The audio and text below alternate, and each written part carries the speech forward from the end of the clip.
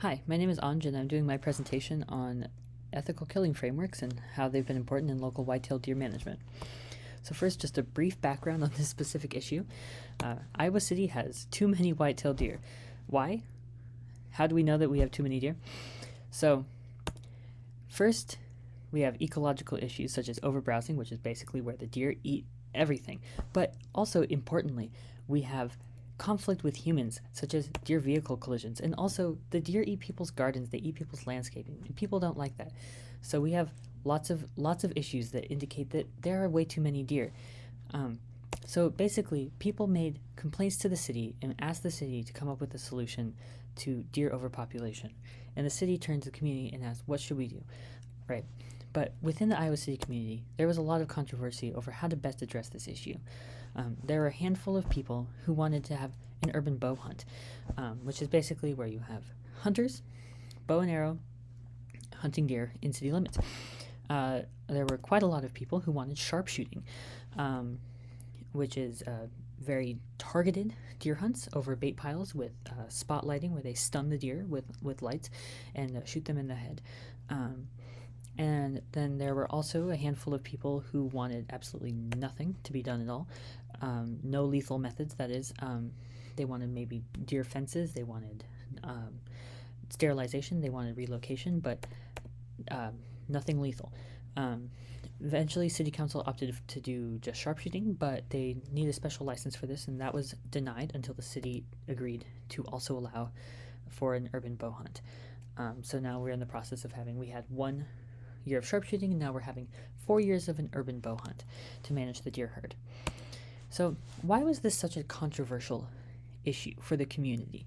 It doesn't maybe seem like the most hot button contentious issue out there, but it did get a lot of emotional reaction from those involved. And that's because it touched on a lot of different, very deeply held values and issues. Perhaps the most sensitive of those was how people justify killing another being and make that an ethical death. And so I'm going to refer to that as ethical killing frameworks. What is an ethical killing framework? Basically, it's how people define what a good death is, what a justifiable death is. And there's a lot of different ethical killing frameworks out there. But there were two main ones in this controversy. And the first one is this fair chase ethic, which is basically giving wild animals this reasonable opportunity to escape.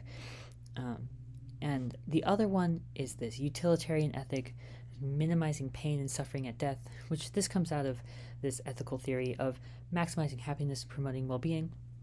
So yeah, minimizing pain at death.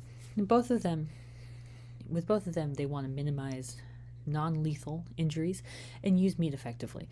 But essentially, these are conflicting ethical killing frameworks that were at play here. So where did the different groups fall, the different groups that were involved in respect to how they defined a good death?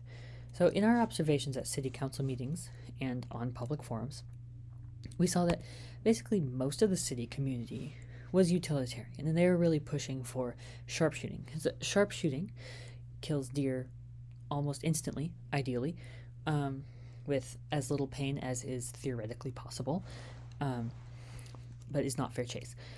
And so they were really pushing for sharpshooting.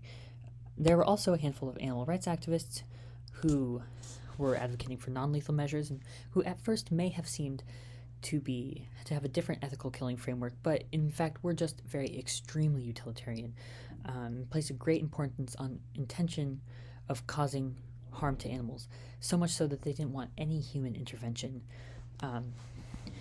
in the lives of animals, didn't want any humans causing harm to animals at all. But if they did have to, they opted for sharpshooting. And then there was the Department of Natural Resources and Hunters, who used a fair chase ethic and were really pushing for an urban bow hunt, which aligned better with that ethic.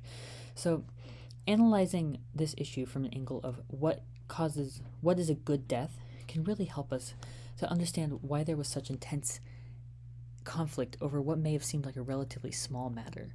So we may be able to approach similar situations more compassionately and with more understanding in the future, which would make it easier to come up with a good solution to a common problem.